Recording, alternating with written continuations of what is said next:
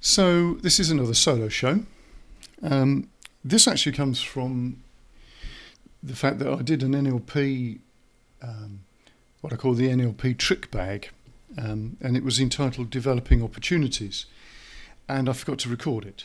So this is in lieu of that, really, but I thought I'd put this out as a podcast because I think this is one of the things when you're dealing with creativity. Sometimes you get these sort of you hit these sort of dry spots, and sometimes we need a few strategies to get us back with some ideas flowing.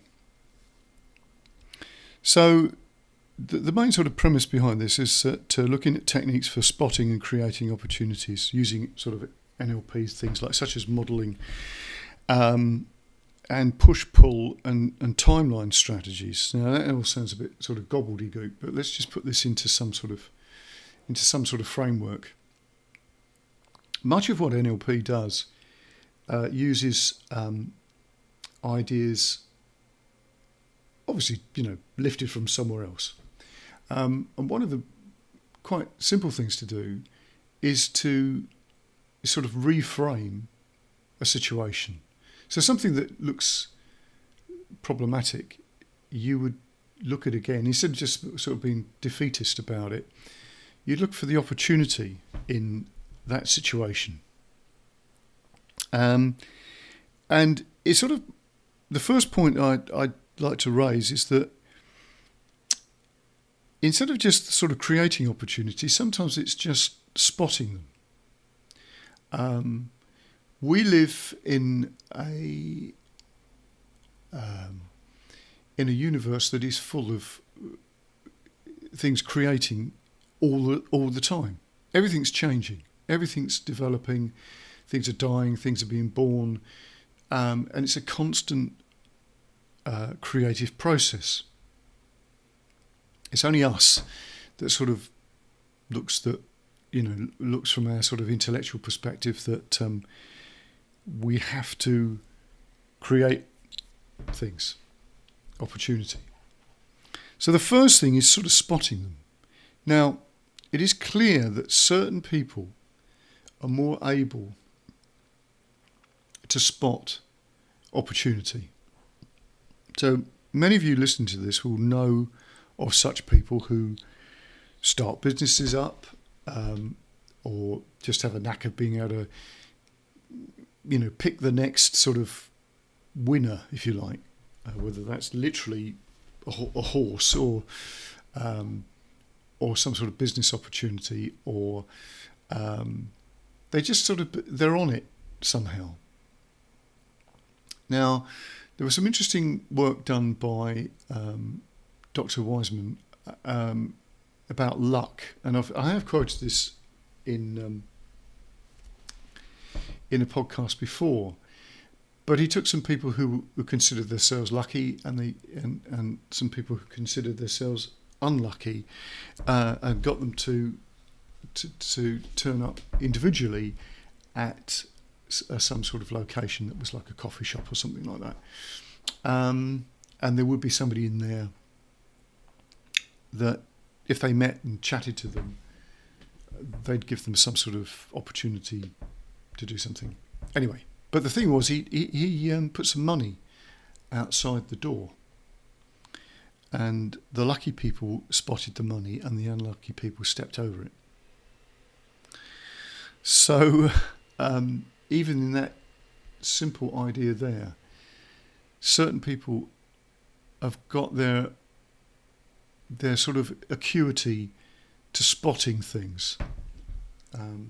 There's another little story of Richard Branson being interviewed by a journalist, and this journalist at the end of the interview said, "So, Richard, is there any advice that you can give me about, entrepreneurial things?" And he sort of looked around and he went, "Well, see those outside heaters?" And this is going back a little way now. He said, I've started seeing them.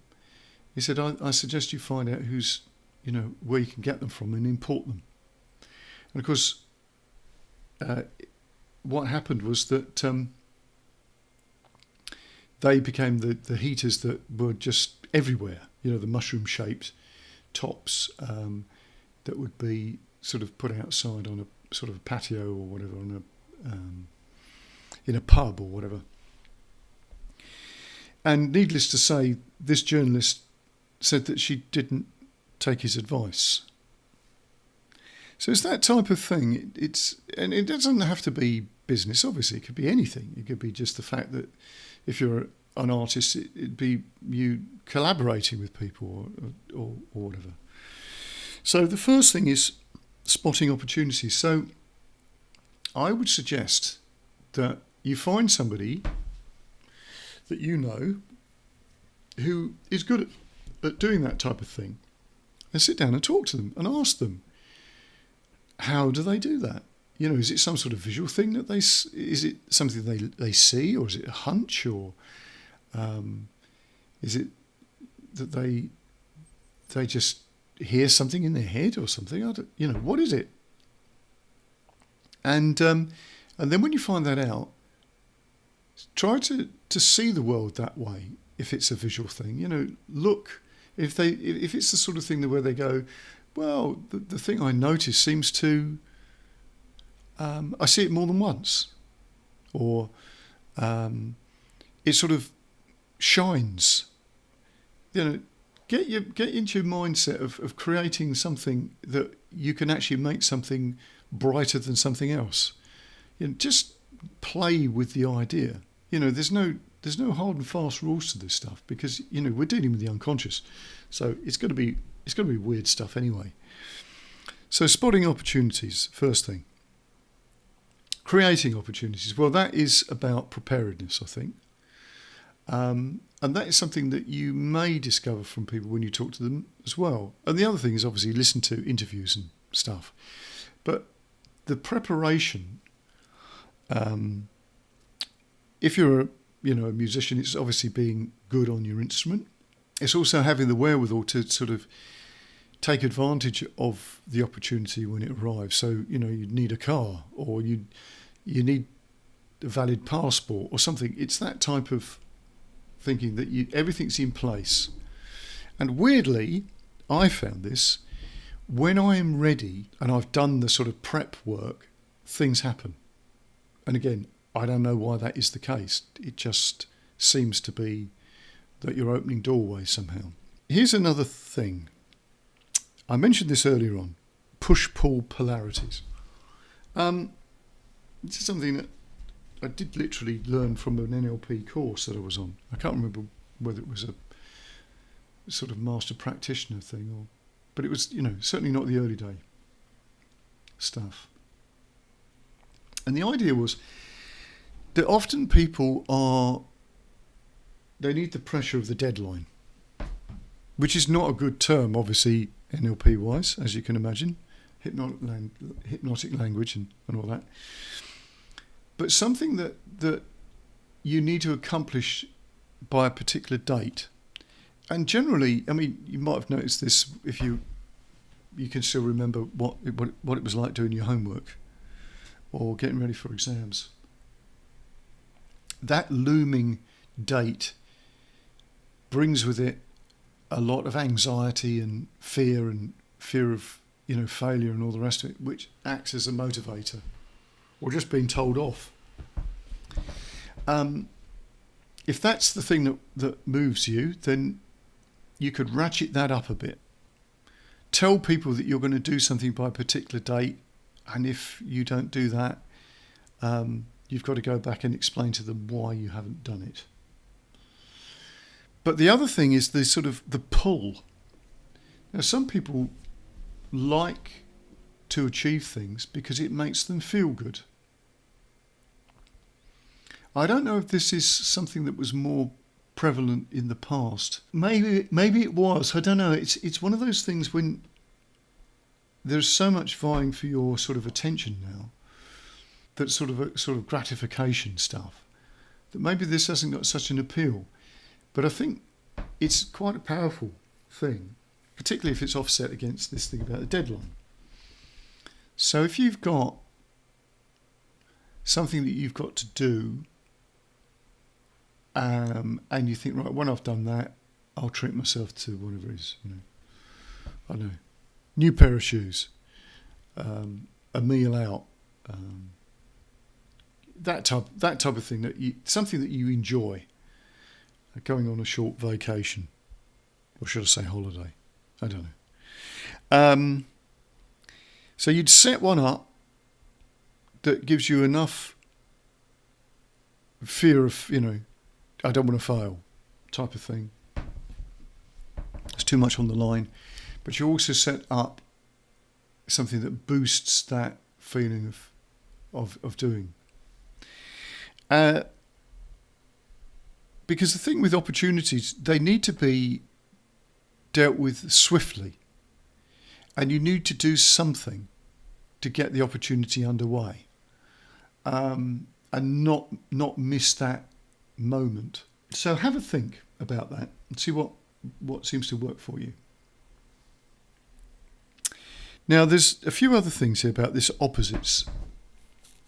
There's a very famous artist back in the sort of Edwardian period called Osman Spare. I mean, he died in the 50s, but he was very famous in the early part of the century, and then he sort of went into sort of obscurity, and he was a very unusual character. But he had this idea of signature of opposites, which was something that he played around with from a sort of magical perspective of thinking.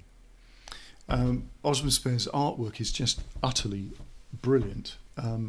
So if you get a chance to see any of his work, it goes from the sort of unbelievably brilliant draftsmanship.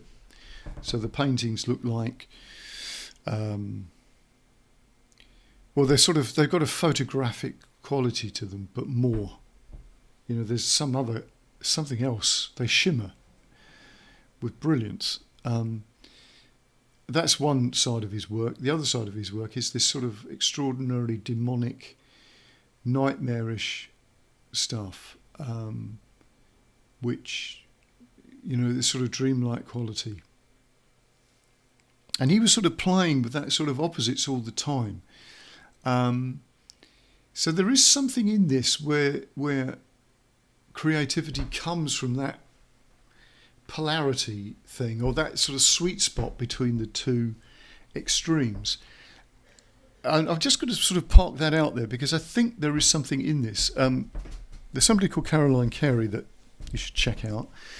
She does work on the mandola, which is the sort of, if you take the two circles and sort of interlock them, it's that space in between.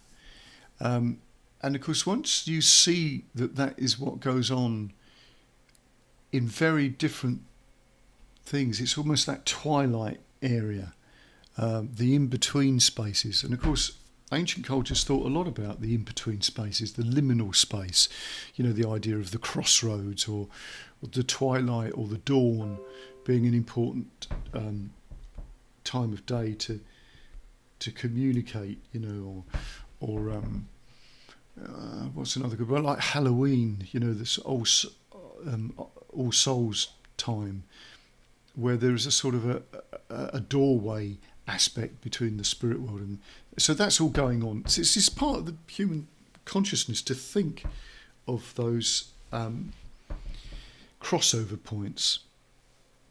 So there is something there that I think you should sort of toy with from this thing about being able to see opportunity, because that may be where those things appear. I don't know, I'm just putting it out there. Right, so I mentioned sitting down and talking to people about how they, people who are good at that type of thing. And this, of course, is what in NLP terms is called modelling. Now, you can just do modelling of people by emulating the way that they are, what they walk like, how they stand, what type of language they use. Getting into character, if you like, if you think about it from an acting perspective. And the sort of NLP take on it is that there's something going on in the mind, in the brain, which is, a shared chemistry, or a similar, when you call it vibration, if you want to look at that from a musical perspective. And I've seen this. I've interviewed Toby Boyle, who's in the ABBA tribute band Bjorn Again, and he is Bjorn, and he does NLP, and it is a case of modelling how Bjorn speaks, how he is, his sort of persona is, what he looks like on stage, and all the rest of it. And he does a very good job of it. So he holds great store in that. So have a think about that. You can check out things about modelling, NLP modelling, just by Googling it, and have a look at some things on YouTube and all the rest of it. Okay, another thing, opportunities, spotting them and then sort of developing them. Left and right fields of awareness. There's a lot of stuff now coming out, ever since Ian McGilchrist sort of refocused the idea about left and right hemispheres of the brain. His work is deep and sometimes pretty impenetrable. So I would suggest, if you're going to listen to his stuff, get it on Audible. Reading it is very difficult, but there are some sort of abbreviated and sort of précis stuff out there that you can get. But the point that he's sort of raising is that a lot of what we do is a sort of left-brained analytical thing. Now, in my experience from the sort of creativity thing, that is an absolute crap way of being creative. He's a great editor, but rubbish at coming up with ideas. So the sort of right side of the brain, holistic, big picture thing, this is why I use cut-up so much. It gets the wheels moving and, everything flowing. And to develop an opportunity, you probably need more of that right side flow of consciousness stuff. So that's a tool which, again, will require you to think in a sort of a different way from that sort of analytical, I'm here and now, that here's the next step type of thing. You've still got to do the map, but there's got to be this sort of ability to allow things to flow in to assist you. Now, another plug for another podcast. Alistair Duncan's work is really good. So check that out. The links will be on the actual podcast page. And then the next point, and sort of the final point really, to just sort of wrap this up, because I always do, keep these brief, these solo shows, are road openers. Now, there's a lot of stuff in Eastern thought, magical thinking, about the thing that unblocks the road. So in sort of Hindu thought, we have the elephant-headed god Ganesh, or Ganesha, who sort of destroys blocks, by trampling on them, basically. It's that type of thing. So the idea would be, and I've seen this done in NLP using things like Mickey Mouse. So, you can do whatever works for you. But it's the idea of having something that takes what you think is a problem that you have in your head and places it somewhere else with something that's outside of you. And it's that thing that's going to remove that block for you and open the ways for opportunity to arrive. Now, if you are listening to this and you're coming out from a very sort of logical perspective, just give it a shot, because this stuff doesn't care if you believe it or not, ironically. It's more a case of just suspending your disbelief. So, if you could think, well, okay, if you're into reading comics or something, something like Hulk would be a good one. The type of sort of Marvel comic characters that you could do that would be good at sort of blasting through to, or something that brings the flow of ideas. So if you're into, I don't know, Celtic thing, maybe Bridget might be, or even sort of got this sort of thing working with, Catholicism or whatever. Think, just do stuff, whether you believe in it or not. Just do it, and see what happens. Because the thing is, it's free. It's not like you're going to spend a load of money on some expensive training course or anything like that. Just get out there and get things happening. So let's just get the technique down for modelling, first of all. What you need to do is to find out the sensory structure of how people do things. So just to give you an example, let's say somebody's good at coming up with new ideas. You would get them to think of a time when they came up with a really good idea that was really successful. And then you want to find out how they experienced that idea in the memory of it. So, what did they see? What did they feel? What did they hear? And what sort of submodalities there are for those things. So is the picture in colour, black and white? Has it got a frame around it? Where is it positioned in their sort of field of vision? What are the sounds like? Is it in stereo? Is it bassy? Is it trebly? Which direction does that sound come from? Is the feeling embedded in the body? Has it got some sort of, could you assign a colour to it? Is it moving? All those type of things. And then what you do is you start to implant those ideas into yourself.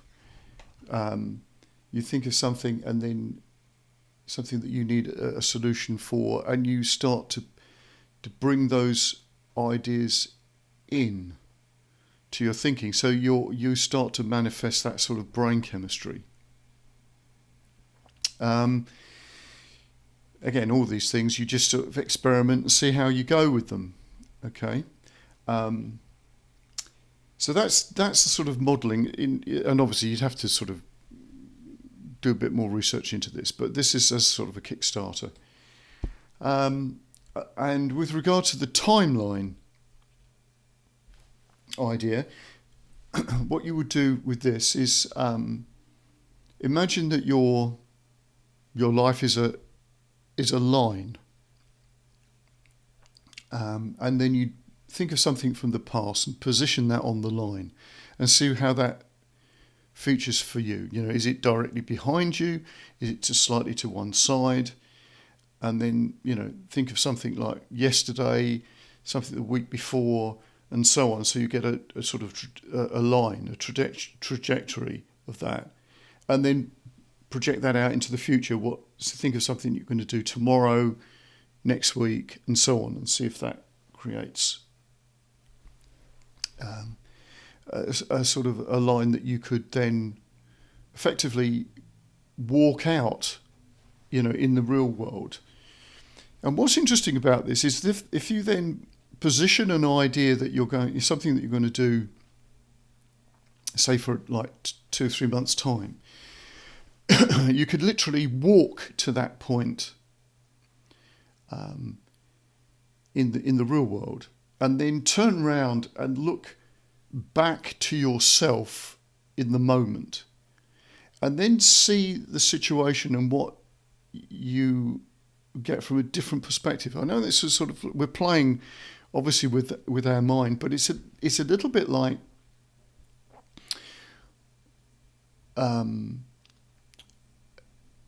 I'll give you a real life example from my point of view. Occasionally I do jigsaw puzzles, and what's interesting is that you feel you get to a point and you can't find the piece. It doesn't exist. You've lost that piece, blah, blah, blah, blah, blah. And then you walk away and leave it for a couple of hours. You come back and there's the piece staring you right in the face. You put that piece into the jigsaw puzzle, and then you find about 4 or 5 other pieces that go. And it's like, well, what happened? What happened in your thinking? You had to go away and come back and look at it from another perspective. And timeline stuff is exactly like that.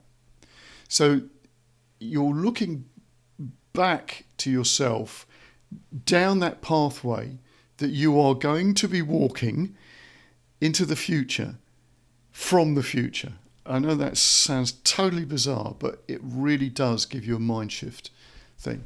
And finding opportunity is like that. You see things differently.